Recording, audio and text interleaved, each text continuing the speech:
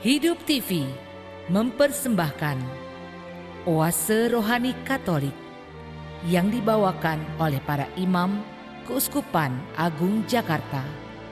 Selamat menyaksikan.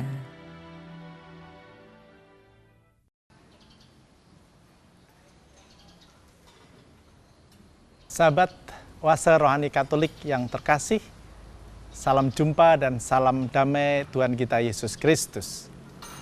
Saya Romo Andang Binawan, dalam kesempatan ini ingin mengajak dalam suatu sesi Oase Rohani Katolik yang khusus di dalam masa atau pekan Laudato Si seperti yang dikehendaki Bapak Paus Fransiskus kepada kita semua. Beberapa waktu yang lalu, Bapak Paus mengajak kita memperingati keluarnya ensiklik Laudato Si tahun 2015 di dalam sebuah acara Pekan Laudato Si dari tanggal 16 Mei sampai tanggal 24 Mei. Karena itu, saya ingin mengajak membuat renungan khusus terkait dengan ORK ini. Kekhususannya ada di dalam bagian kedua sebenarnya. Dalam bagian pertama, kita tetap akan merenungi dan mencecapi apa kehendak Tuhan dalam bacaan-bacaan hari ini. Baru nanti di dalam bagian kedua, kita akan mendalami ensiklik Laudato Si yang sudah dikeluarkan Bapak Paus tahun 2015 atau 5 tahun yang lalu. Maka mari kita sekarang bersama-sama mengawali ORK pada hari ini dengan tanda kemenangan Tuhan. Di dalam nama Bapa dan Putra dan Roh Kudus. Amin.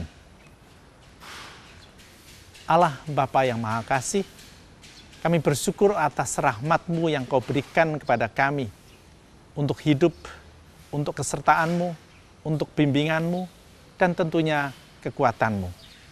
Kami syukuri kesertaan-Mu di dalam kehadiran para sahabat, kerabat, keluarga, dunia, dan alam raya ini, di mana Engkau sungguh menguatkan kami dan menyertai kami. Bukalah hati kami senantiasa supaya kesertaan-Mu dapat kami rasakan, dan terutama pada hari ini, bukalah hati kami supaya sabda-Mu dapat membimbing kami, sehingga kami dapat menjalani hidup panggilan kami sesuai dengan kehendak-Mu, di mana kami menjadi berkat bagi keluarga, sesama, dan dunia demi kemuliaan-Mu kini dan sepanjang masa. Amin. Para saudara terkasih, mari kita bersama sekarang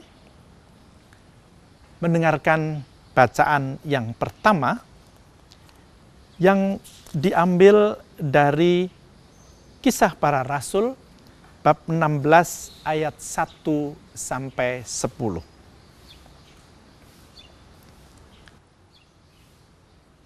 Sekali peristiwa, Paulus datang ke Derbe dan Listra. Di situ ada seorang murid bernama Timotius. Ibunya adalah seorang Yahudi dan telah menjadi percaya, sedangkan ayahnya seorang Yunani. Timotius ini dikenal baik oleh saudara-saudara di Listra dan di Ikonium. Paulus mau supaya Timotius itu menyertainya dalam perjalanan. Paulus menyunatkan dia demi orang-orang Yahudi di daerah itu, sebab setiap orang tahu bahwa bapaknya adalah orang Yunani. Dalam perjalanan keliling dari kota ke kota, Paulus dan Silas menyampaikan keputusan-keputusan yang diambil para rasul dan para penatua di Yerusalem dengan pesan, supaya jemaat-jemaat menurutinya. Demikianlah jemaat-jemaat diteguhkan dalam iman dan makin lama makin bertambah besar jumlahnya.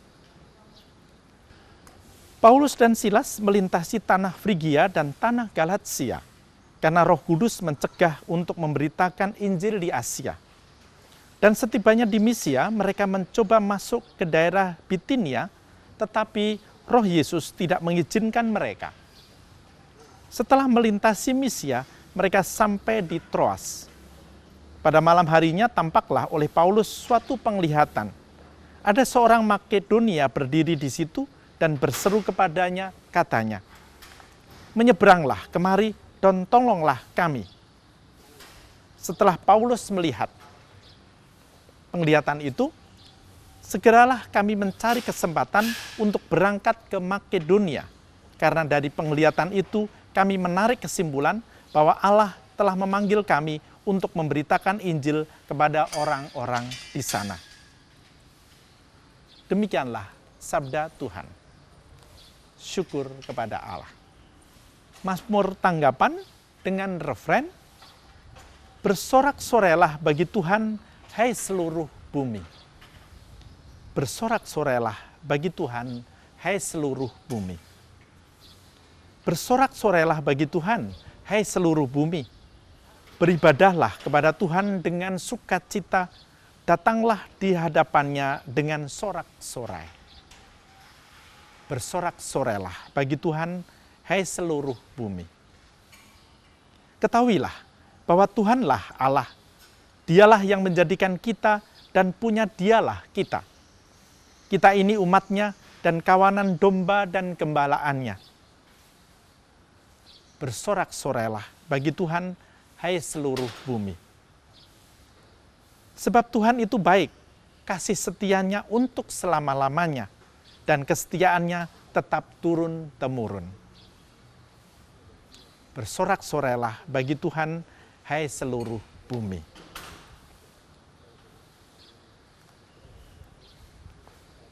Sekarang kita memasuki bacaan Injil.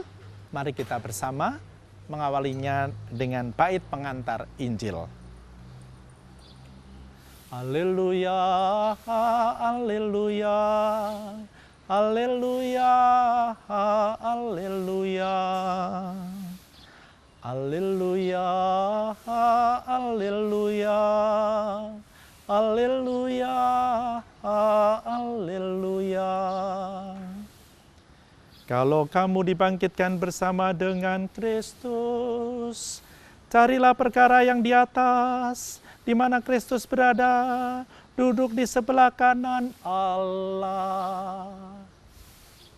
Haleluya, haleluya, haleluya, haleluya, haleluya, haleluya, haleluya, haleluya. Tuhan sertamu dan sertamu juga. Inilah Injil Yesus Kristus menurut Yohanes. Dimuliakanlah Tuhan.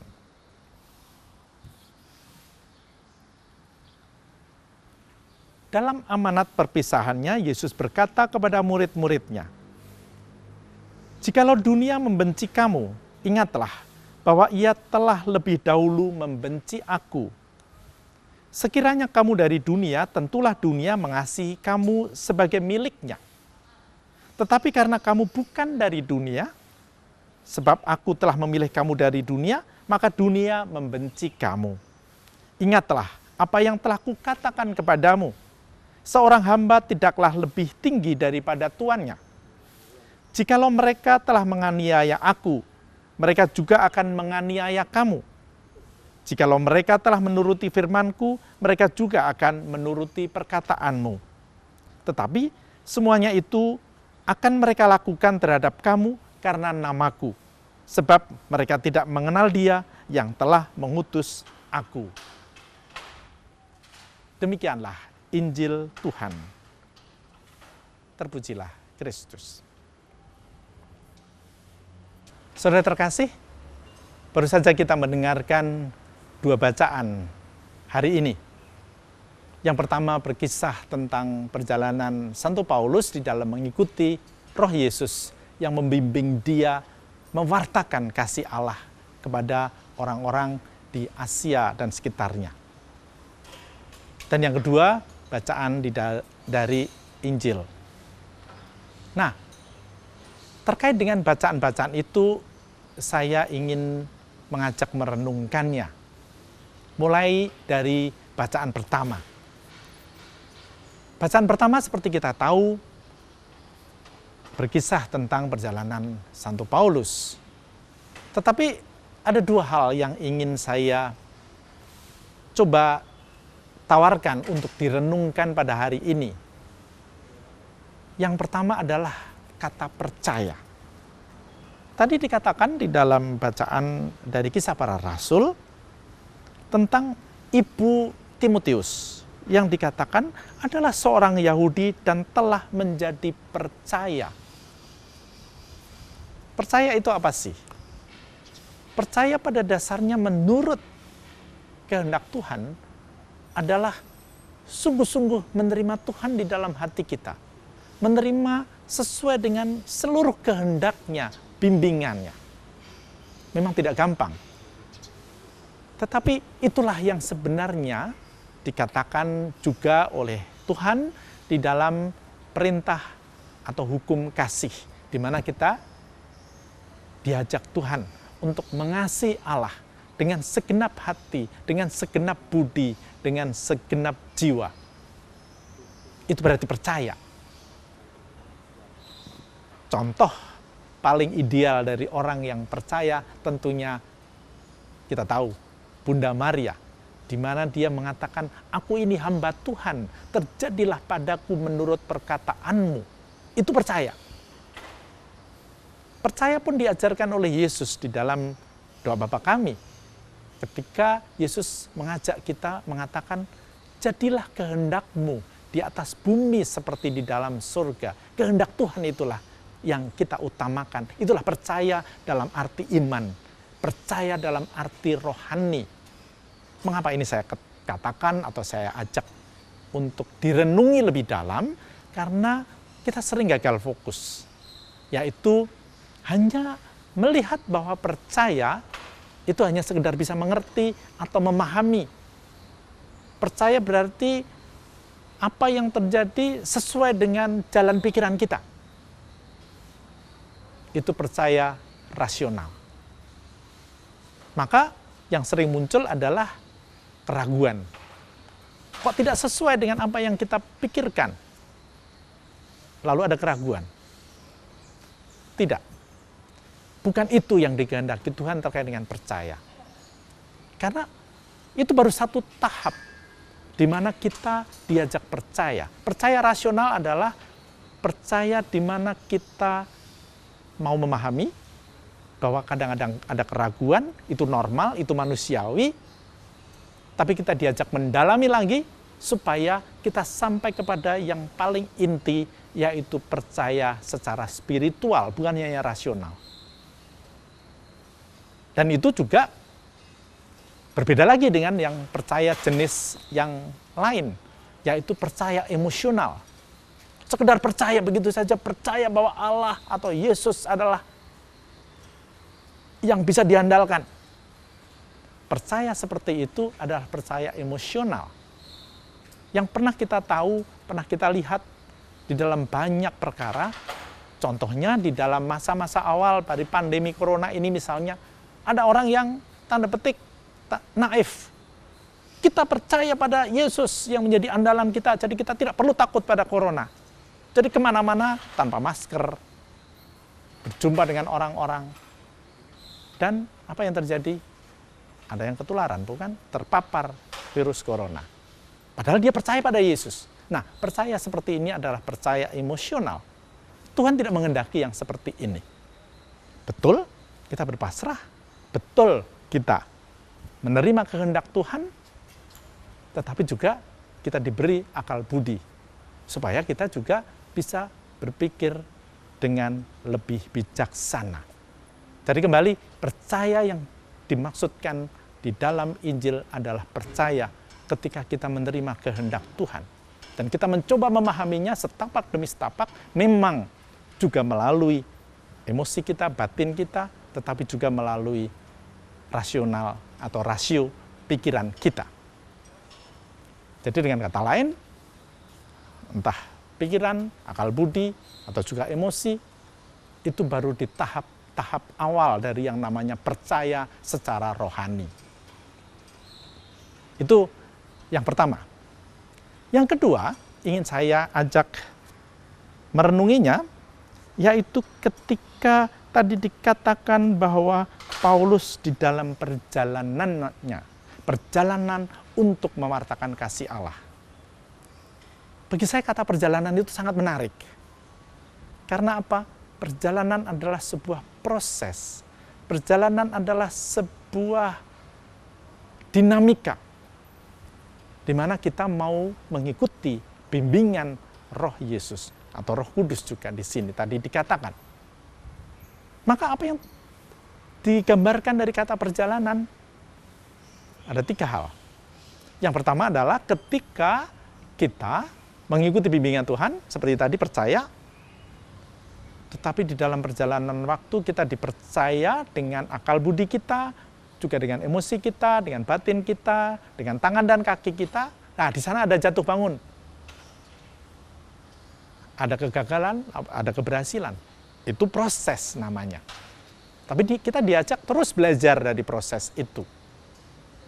Tapi yang ketiga adalah bagaimana perjalanan itu juga mempunyai tujuan, yaitu menjadi tanda kasih Allah, menjadi berkat bagi orang-orang lain. Dalam konteks Paulus dan juga Timotius dan teman-temannya tadi, mereka mewartakan kasih Allah, mewartakan bagaimana Yesus sungguh telah bangkit dan menjadi Allah yang kita sebut Bapa. Nah, ketika tadi saya mengatakan perjalanan, yang mau saya garis bawahi lebih banyak pada kesempatan kali ini adalah bahwa hidup adalah juga perjalanan. Panggilan kita adalah perjalanan. Maka yang penting proses itu adalah fokus yang tidak kalah penting. Jadi bukan soal hasil. Tuhan memang memanggil kita untuk menjadi berkat bagi siapapun. Tapi bukan hasil yang menjadi fokus, tapi bagaimana kita berusaha. Perjalanan adalah proses. Perjalanan adalah mengikuti dinamika jatuh dan bangun. Dan disitulah saya kira, saudara terkasih, kita pun belajar dari Paulus bagaimana mengikuti Tuhan. Bagaimana kehendak kita, bagaimana perjumpaan kita dengan orang lain, bagaimana perjumpaan di dalam hati kita, dalam batin kita, dalam roh kita dengan Tuhan, menjadi dinamika yang terus-menerus. Proses atau perjalanan adalah bagian hidup yang di satu sisi memperkaya kita, tetapi sekaligus sebenarnya kalau kita ikuti dengan sungguh-sungguh, itulah yang membuat kita bisa sungguh-sungguh menjadi manusia. Mengapa? Manusia dipanggil untuk berproses menjadi lebih baik dari hari ke hari. Berkat yang kita cita-citakan, berkat yang kita dambakan bagi orang lain tentunya, sedikit demi sedikit kita kembangkan. Itulah proses. Jadi dengan kata lain, bahwa ada kegagalan, ada kekecewaan, ada sesuatu yang tidak menyenangkan, itu normal, itu manusiawi. Tapi mari kita berproses di dalam Tuhan. Itulah perjalanan mengikuti panggilan kita, seperti Paulus juga mewartakan di dalam bimbingan Tuhan. Nah, pada bagian ketiga, saya ingin menggarisbawahi satu poin yang penting dari Injil hari ini, yaitu ketika Yesus mengingatkan kita di dalam Injil Yohanes tadi. Mungkin saya ulang lagi dari Injil Yohanes bab 15 ayat 18 sampai 21. Tadi dikatakan dengan sangat tajam begini. Sekiranya kamu dari dunia, tentulah dunia mengasihi kamu sebagai miliknya. Tetapi karena kamu bukan dari dunia, sebab aku telah memilih kamu dari dunia, maka dunia membenci kamu. Nah, apa artinya membenci kamu dan mengapa kita bukan dari dunia? Sudah saya katakan, kita diajak percaya yang paling dalam dari sisi rohani. Dan itu berarti memang dimensi hidup rohani atau spiritual, itulah yang paling pokok sebenarnya sebagai orang beriman. Kata paling pokok mengandaikan bahwa ada yang lain, dimensi yang lain. Memang harus saya ingatkan bahwa dalam hidup kita sebagai orang beriman ada 3 dimensi kehidupan. Dimensi fisik, yang saya sering menyebutnya dimensi raga. Lalu ada dimensi batin, yang sering saya katakan dimensi jiwa. Dan yang ketiga adalah dimensi rohani, yaitu dimensi sukma. Jadi ada raga, ada jiwa, ada sukma. Bagi kita sebagai orang beriman, 3-tiganya harus diperhatikan. Tetapi seperti Yesus juga mengatakan, makananku bukan dari dunia ini saja, bukan dari roti saja, melainkan dari kehendak Allah, kehendak Bapa. Itu berarti apa? Kehidupan kita yang paling dalam, kehidupan rohani kita, itulah yang penting sekali kita perhatikan. Kata penting sekali tidak mengandaikan bahwa yang lain tidak penting. Tetapi mari kita lihat bagaimana Yesus memberikan teladan itu. Kalau kita berbicara tentang hal itu, sementara dunia dan orang lain berbicara tentang dimensi fisik saja, dimensi batin saja, maka mereka tidak mengerti. Mereka menolak kita, mereka membenci kita, mereka bahkan mungkin saja, tanda petik, menyiksa dan menyingkirkan kita.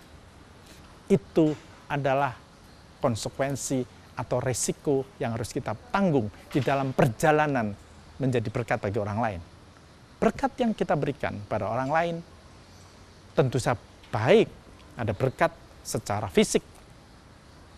Seperti hari-hari ini, ada makanan yang kita bagikan, ada sembako yang kita perhatikan, ada perhatian-perhatian yang lain, atau juga sumbangan-sumbangan dana. Itu penting, tetapi optimisme dan harapan di dalam iman itulah yang terus-menerus harus kita kembangkan. Karena kita adalah orang beriman. Kadang-kadang tidak dipahami. Kadang-kadang salah paham. Itu normal. Yesus sudah mengatakannya. Maka kembali saya katakan, mari saudara terkasih di dalam Tuhan. Kita adalah anak-anak Bapa yang sama. Dipanggil seperti Paulus mewartakan kasih Allah kepada siapapun. Bahwa sering tidak dipahami, sering salah paham, Yesus sudah mengingatkan. Dunia akan membenci kamu. Tapi tidak berarti bahwa kita membalas membenci mereka. Bukankah Yesus juga sudah mengatakan, kalau dulu mata ganti mata, gigi ganti gigi, sekarang doakanlah dan kasihilah musuh-musuhmu. Yesus juga berpesan agar kita mengampuni orang 70 kali 7. Nah, dalam sikap itu, kita berharap bahwa kesalahpahaman, ketidakmengertian orang tetap kita jalani sebagai proses. Sehingga dengan demikian kita sungguh-sungguh bisa bertumbuh dan berbuah seperti yang dikehendaki Tuhan. Menjadi tanda kasih-Nya, menjadi berkat bagi sahabat, kerabat, dan masyarakat. Tuhan memberkati. Hidup TV mempersembahkan Oase Rohani Katolik yang dibawakan oleh para imam Keuskupan Agung Jakarta. Selamat menyaksikan.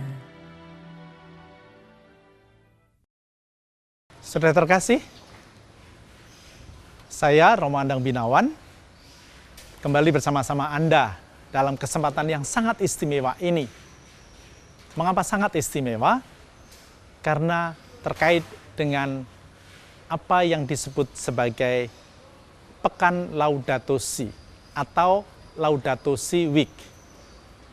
Mungkin sebagian besar dari Anda pernah mendengar dan tahu bahwa Bapak Paus Fransiskus kira-kira 3 bulan yang lalu mengajak kita memakai hari-hari atau tanggal 16 sampai 24 Mei selama 8 hari menjadi Pekan Laudato Si atau Laudato Si Week, di mana kita diajak merenungi, mencecapi, merasakan, merenungkan, tapi juga melaksanakan, menindaklanjuti apa yang tertulis dan diajakkan oleh Bapak Paus Fransiskus di dalam ensiklik Laudato Si.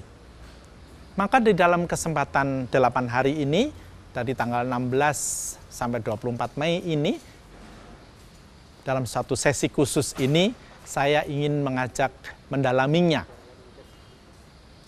Kebetulan, ensiklik Laudato Si ini terdiri dari 6 bab. Maka hari ini saya ingin mengajak untuk melihat latar belakangnya. Nanti hari terakhir saya ingin mengajak melihat apa yang bisa kita lakukan dalam konteks gereja di Indonesia atau lebih-lebih di Keuskupan Agung Jakarta. Karena saya berasal dari Keuskupan Agung Jakarta sekarang ini. Di antara itu, kita akan melihat dari bab 1, bab 2, sampai bab 6. Jadi pas 8 hari.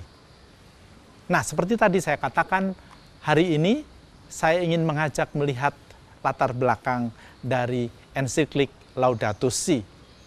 Sebuah ensiklik yang bolehlah dikatakan fenomenal, karena baru pertama kali ini ada sebuah ensiklik yang secara utuh berbicara tentang lingkungan hidup.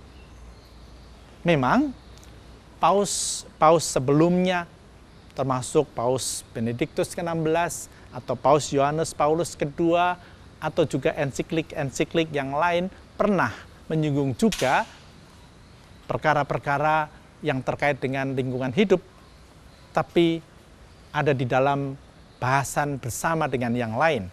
Tapi khusus ensiklik Laudato Si ini berbicara tentang lingkungan hidup sebagai bagian integral atau bagian penting dari iman kita. Disitulah saya ingin mengajak melihat beberapa hal yang melatar belakanginya.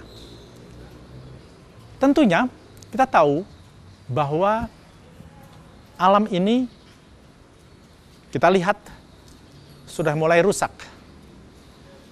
Banyak kehancuran, banyak kerusakan yang membuat bukan hanya manusia yang menderita, tapi makhluk-makhluk yang lain pun menderita. Bahkan sebagian punah. Bukan hanya makhluk, tetapi juga lingkungan abiotik atau lingkungan yang kita sebut lingkungan yang tidak hidup, seperti gunung, air, tanah, udara juga rusak. Itulah yang membuat beliau melihat bahwa ini harus sungguh kita perhatikan. Nanti di dalam bab 1 besok pagi kita akan coba melihat itu lebih dalam. Kita pun tahu bahwa akhir-akhir ini ada 2 kata yang mencerminkan bagaimana kerusakan itu semakin masif atau semakin dalam, yaitu kata climate change atau perubahan iklim dan global warming atau pemanasan global. 2 kata yang terkait dan menjadi isu atau menjadi keprihatinan seluruh dunia. Nah, segala macam perkara itulah yang membuat beliau merasa bahwa kita sebagai orang Katolik harus ikut bertanggung jawab. Mengapa kemudian beliau menyampaikannya di dalam judul Laudato Si? Tentu saja juga terkait dengan sebuah latar belakang yang menurut saya sangat luar biasa untuk kita dalami. Mari kita ingat, ketika beliau diangkat menjadi paus, meskipun beliau adalah seorang Yesuit, beliau memakai nama Fransiskus. Sesuatu yang sangat luar biasa. Fransiskus yang diambil ternyata bukan Fransiskus Xaverius, tetapi Fransiskus Assisi. Seorang yang sangat sederhana dan mempunyai banyak perhatian. Terutama 2 hal, yaitu perdamaian dan lingkungan hidup. Kita tahu bagaimana Santo Fransiskus di dalam konteks perdamaian pernah tanda petik sowan dan menghadap Sultan Salahuddin III untuk memberikan dan mengajak berdamai. Dan memang salah satu doa yang paling terkenal dari Santo Fransiskus adalah, Tuhan, jadikanlah aku pembawa damai.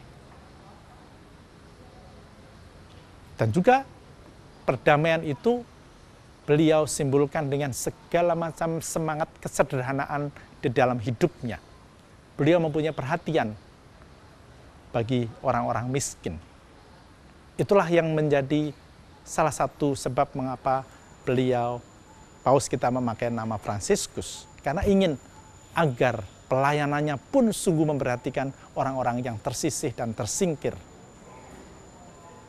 Tetapi yang kedua, Paus Fransiskus pun melihat bahwa di dalam diri Santo Fransiskus ada sosok yang luar biasa, yaitu perhatiannya pada alam raya ini.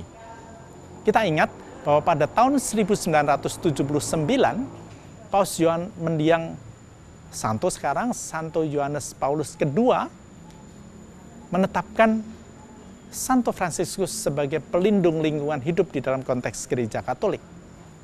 Tetapi belum banyak orang yang tahu.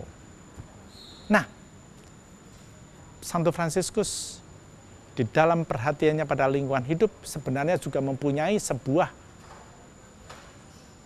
puisi, sebuah doa yang juga tidak kalah terkenal, yaitu Gita Sang Surya, atau di dalam bahasa Inggris Canticle of the Sun, di mana beliau di dalam doa yang luar biasa itu melihat bahwa semuanya bersaudara. Beliau melihat matahari sebagai saudara, beliau melihat bulan sebagai saudara, pohon sebagai saudara, serigala, burung, air, tanah, bahkan kematian pun adalah saudara, karena semua adalah ciptaan Tuhan. Semangat persaudaraan itulah yang ingin diangkat juga oleh Paus Fransiskus di dalam ensiklik Laudato Si ini. Laudato Si, Mi Signore, itu doa dari Santo Fransiskus. Laudato Si, terpujilah engkau. Karena apa? Tuhan adalah Tuhan yang menjadi Bapa semuanya dan harus kita puji. Bukan Tuhan yang mengharuskan kita, tapi kita pun memang selayaknya memuji Tuhan. Itulah prinsip atau semangat yang mau dibangun oleh Paus Fransiskus dengan memakai judul Laudato Si, di mana kita diajak seperti Santo Fransiskus mempunyai sikap persaudaraan kepada segala makhluk dan bahkan seluruh ciptaan di atas bumi ini. Kurang lebih pada dasarnya dua latar belakang itu. Tapi tentu saja hal yang tidak boleh kita lupakan juga adalah apa yang tadi di awal disebut. Beliau ingin agar kita sebagai orang Kristiani, terutama sebagai orang Katolik, melihat bahwa tanggung jawab kita pada alam, pada seluruh dunia ini, bukan tempelan, bukan sekedar bonus, tapi bagian yang sungguh sangat integral di dalam hidup beriman kita. Memang, di dalam perintah atau hukum cinta kasih, Yesus hanya mengajarkan, kasihilah Tuhan Allahmu dan kasihilah sesamamu. Kita bisa melihat itu di dalam misalnya Injil Markus bab 22. Lalu ada yang mengatakan, loh, kan tidak dikatakan bahwa kita tidak diajak mencintai makhluk yang lain. Dan makhluk lain yang lain toh hanya sekedar makhluk dan alat. Dan kita diajak, bahkan di dalam kitab Kejadian, diminta untuk menguasai. Itu yang ingin beliau ajak untuk direnungi lebih dalam. Karena kalau tidak hati-hati, yang terjadi adalah kerusakan. Kasihilah Tuhan dan kasihilah sesamamu sebenarnya adalah sebuah perintah supaya kita pun mengasihi seluruh ciptaan ini. Di mana logikanya? Sebenarnya sangat sederhana. Mari kita perhatikan juga bahwa mengasihi sesama kalau didalami, terutama yang mau diprioritaskan adalah sesama yang menderita. Coba perhatikan di dalam Injil Matius bab 25. Di dalam perumpamaan pengadilan terakhir, Yesus mengumpamakan bahwa kalau kita memberikan makan kepada orang yang lapar, itu berarti memberikan makan juga kepada Tuhan. Injil Matius bab 25 ayat 40 kurang lebih mengatakan, apa yang kau lakukan bagi saudaraku yang paling hina, itu kau lakukan bagiku. Nah, Betul, kita sebagai orang Kristiani, sebagai orang Katolik, mengasihi sesama untuk mengasihi Tuhan. Dan apa yang kita lakukan? Kita memberikan makan, memberikan minuman, memberikan pakaian, memberikan tempat tinggal. Bagus sekali. Tetapi dalam ensiklik Laudato Si sebenarnya secara sangat tajam, meskipun harus kita sungguh dalami, bahwa itu harus juga diwujudkan di dalam perhatian pada alam. Mengapa? Kita diajak berpikir satu langkah lebih jauh. Tidak hanya memberikan makanan langsung hanya kepada yang lapar. Memberikan minuman kepada yang haus. Memberikan obat atau perawatan bagi yang sakit. Tapi berpikir juga, mengapa orang lapar, mengapa orang haus, mengapa orang sakit. Kita tahu orang lapar bukan hanya karena tidak ada makanan, tapi sumber makanan menjadi makin tipis. Mengapa? Tanah-tanah rusak, bukan? Mengapa banyak orang haus? Bukan karena tidak ada air, tapi banyak air bersih menjadi terpolusi. Mengapa banyak orang sakit? Seperti sekarang ini, pandemi corona. Bukan hanya karena terjadi penyakit, tapi bukan tidak mungkin Paus sendiri melihat bahwa ini adalah respons dari alam terkait dengan segala macam hal yang kita lakukan di dunia. Apa yang terjadi misalnya di Jakarta? Mengapa banyak orang lebih gampang sakit di Jakarta? Karena udara kita kotor, air kita juga kotor.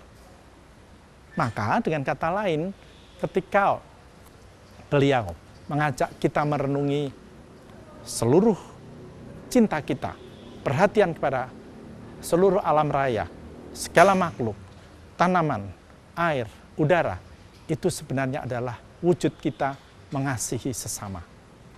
Maka logikanya sangat sederhana. Kalau kita mau mengasihi Allah sebagai Bapa, kasihilah juga sesamamu, terutama yang menderita.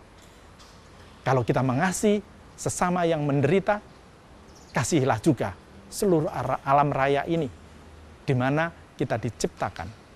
Dan memang, di dalam subjudul dari Laudato Si, dikatakan bahwa kita diajak untuk memelihara bumi ini sebagai rumah bersama. Bumi adalah rumah bersama seluruh ciptaan. Kita memeliharanya, manusia yang diberi akal budi dan rohani, menjadi tanda petik pemimpin dari seluruh makhluk, di mana kita bekerja sama, kita saling memberikan kehidupan. Bukan hanya tanaman, makhluk-makhluk yang lain, air, tanah memberikan kehidupan kepada manusia, tapi manusia pun sudah selayaknya. Apalagi kalau kita mengikuti Allah sebagai Bapa kita, mari kita memberikan juga kehidupan kepada semuanya. Orang-orang di sekitar kita, terutama orang-orang yang menderita, dan juga seluruh makhluk, supaya bumi ini sungguh menjadi rumah bersama. Rumah bersama menjadi kata kunci yang juga sungguh ditekankan oleh Paus Fransiskus di dalam ensiklik ini. Tadi sudah saya katakan rumah bersama adalah rumah semua manusia, rumah segala makhluk, baik binatang, tanaman, maupun juga rumah tanda petik bersama dari udara, air, tanah, dan semua ciptaan. Tapi satu lagi yang tidak boleh dilupakan, rumah bersama bukan hanya untuk yang sekarang ini hidup, tapi juga untuk yang akan datang, yaitu generasi yang akan datang. Atau dalam ungkapan lain, anak cucu kita. Bapak Paus dengan sangat bijak mengingat bahwa mereka, generasi yang akan datang, juga berhak mewarisi bumi yang baik. Bumi yang dulu pernah diciptakan Tuhan baik adanya. Mari kita mengingat lagi apa yang juga dikatakan di dalam kitab Kejadian, bahwa bumi ini diciptakan Tuhan baik adanya. Tuhan menciptakan air, tanaman, lalu binatang dan manusia pada hari ke-6. Betul bahwa manusia mempunyai karakter yang lain. Karena mempunyai akal budi dan juga nurani, maka lalu dikatakan sungguh amat baik. Tapi tidak berarti bahwa manusia itu menjadi penguasa. Justru ketika diciptakan pada hari ke-6, sebenarnya manusia harus diingat bahwa dia tidak bisa hidup tanpa yang lain. Itulah rumah bersama. Termasuk harus mewariskan bumi yang baik pada generasi yang akan datang. Itulah yang saya kira patut diingat sebagai kata-kata kunci itu. Ketika kita tidak ingat, kita lalu melakukan sesuatu yang hanya sesuai dengan keinginan badan kita. Itulah yang namanya dosa ekologis yang nanti juga akan didalami di dalam ensiklik Laudato Si. Dengan kata lain, Paus Fransiskus mau mengingatkan kita juga akan dosa-dosa ekologis kita, tapi lalu berarti mengajak kita untuk melakukan pertobatan ekologis, yaitu di mana kita yang dulu tidak peduli menjadi lebih peduli pada alam raya ini, pada dunia ini, dan seluruh ciptaan bumi ini. Sekedar ilustrasi, ada yang mengatakan mungkin di dalam hatinya, enggak kok kami peduli. Di mana kita tidak peduli? Banyak. Bukan hanya di dalam perilaku kita, bukan hanya di dalam sikap kita, tapi contoh saja indikasi. Saya suka membuat ini sebagai bahan renungan. Begini, misalnya, dalam konteks Indonesia, kita kan hafal hari-hari terkait dengan peristiwa-peristiwa di dalam hidup berbangsa. Tanggal 1 Mei yang lalu, kita ingat Hari Buruh. Bukan karena tanggal merah, tapi juga karena itu adalah Hari Buruh. Tanggal 2 Mei, Hari Pendidikan Nasional. Hampir semua orang tahu. Tanggal 20 Mei, beberapa hari lagi, adalah Hari Kebangkitan Nasional. 2 minggu lagi, ada 1 Juni. Orang tahu itu hari kelahiran Pancasila. Apa artinya? Ketika kita ingat peringatan-peringatan itu, kita sebenarnya memang mau peduli pada kebangsaan kita, negara kita. Nah, sebenarnya pun ada banyak peringatan-peringatan Hari Lingkungan Hidup. Tapi apakah kita ingat dan kita tahu? Kalau kita belum ingat dan belum tahu, itu adalah indikasi bahwa kita belum banyak peduli. Ambil contoh misalnya, sesuatu yang sebenarnya sudah dipopulerkan 10 tahun yang lalu, tapi tidak banyak yang tahu. Misalnya, Hari Peduli Sampah Nasional, kapan? Tanggal 21 April. Tidak banyak yang tahu. Atau juga, ada yang tahu Hari Air? Adakah yang tahu Hari Bumi? Ya, kita tahu, karena memang belum lama diperingati. Hari Bumi adalah 22 April. Tapi apakah ada yang tahu apa bedanya Hari Bumi dan Earth Hour? Itu hanya sekedar contoh saja. Kalau Anda belum tahu, sebenarnya itu adalah indikasi kita belum peduli. Maka ensiklik Laudato Si ingin mengingatkan kita, ingin membuat kita lebih sadar tentang kepedulian itu. Bukan hanya supaya kita tahu, tapi juga masuk di dalam hati dan kemudian menjelma di dalam tangan dan kaki, sehingga pertobatan ekologis yang beliau harapkan dapat menjelma di dalam sikap dan perilaku-perilaku kita. Itulah tujuan dari Laudato Si, di mana kita diajak peduli pada bumi sebagai rumah bersama. Maka pada bagian terakhir ini, saya ingin meringkasnya begini. Kepedulian pada lingkungan hidup yang sangat kental dan menjadi fokus dari ensiklik Laudato Si ini adalah sebuah ajakan untuk melihat bahwa kepedulian pada bumi seisinya adalah bagian integral dari iman kita. Dulu kita hanya melihat bahwa mengasihi Allah dan mengasihi sesama adalah perintah Tuhan yang utama. Paus Fransiskus mengajak melihat bahwa peduli kepada bumi, seluruh makhluk, lingkungan biotik maupun abiotik adalah turunan dari mengasihi Allah dan mengasihi sesama. Saya ulang sekali lagi, kita mengasihi Allah dengan mengasihi sesama, terutama yang menderita, dan kita mengasihi sesama yang menderita dengan memperhatikan dan memelihara, merawat seluruh bumi seisinya, seluruh makhluk, air, tanah, udara, supaya orang-orang tidak lagi banyak yang menderita. Maka, saya coba tawarkan, meskipun tidak dikatakan di dalam ensiklik Laudato Si, tetapi saya kira itu bisa menjadi pengingat. Begini,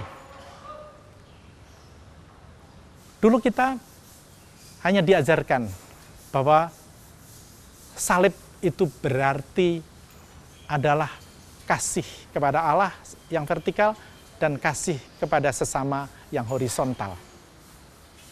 Tetapi kita bisa memaknainya sekarang ini, yaitu bahwa salib sebenarnya juga mempunyai 4 arah, ke atas, ke kanan, ke kiri, dan ke bawah. Supaya ingat saja, ini bukan soal teologi, tetapi soal supaya kita mengingat. Salib yang kita pasang di rumah akan mengingatkan kita yang ke atas mengasihi Allah, yang ke kanan mengasihi sesama, terutama yang menderita, yang ke kiri mengasihi orang-orang yang memusuhi kita, dan jangan lupa yang ke bawah, yang sering dilupakan orang-orang Kristiani, mengasihi bumi seisinya. Maka semoga dengan itu semua kita dapat mengikuti ajakan Paus Fransiskus di dalam ensiklik Laudato Si ini.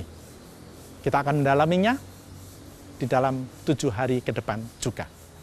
Saudara terkasih, para sahabat ORK, mari kita akhiri perjumpaan kita pada hari ini dengan berdoa bersama, dan kita mohon berkat Tuhan, terutama supaya kita menjadi berkat bagi sahabat, kerabat, dan masyarakat. Mari kita berdoa. Dalam nama Bapa dan Putra dan Roh Kudus. Amin.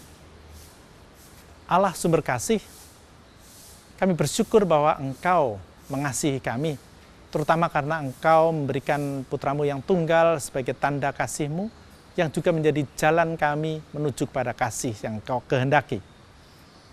Kami pun Kau panggil untuk menjadi tanda kasih bukan hanya kepada sesama manusia, tapi juga kepada segala makhluk dan bumi seisinya. Kuatkanlah kami hari ini, supaya budi kami, telinga kami, mampu mendengarkan dan memahami kehendak-Mu, dan Kau kuatkan tangan dan kaki kami, agar kami mewujudkannya di dalam perilaku dan kata-kata kami, sehingga apa yang kami lakukan menjadi berkat bagi siapapun yang kami jumpai hari ini, baik keluarga, baik sesama, maupun dunia seisinya. Ini semua kami mohon demi kemuliaan-Mu kini dan sepanjang masa. Amin.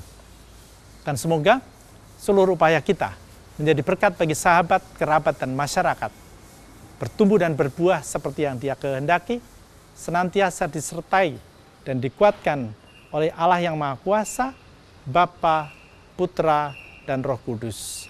Amin.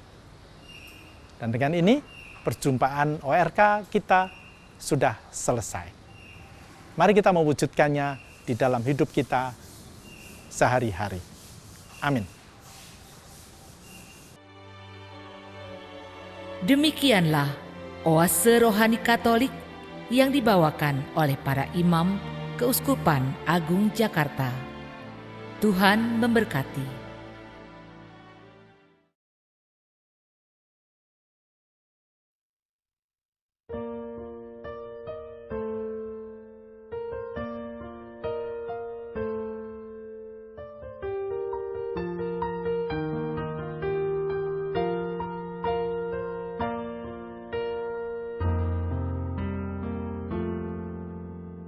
Allah Bapa, sungguh besar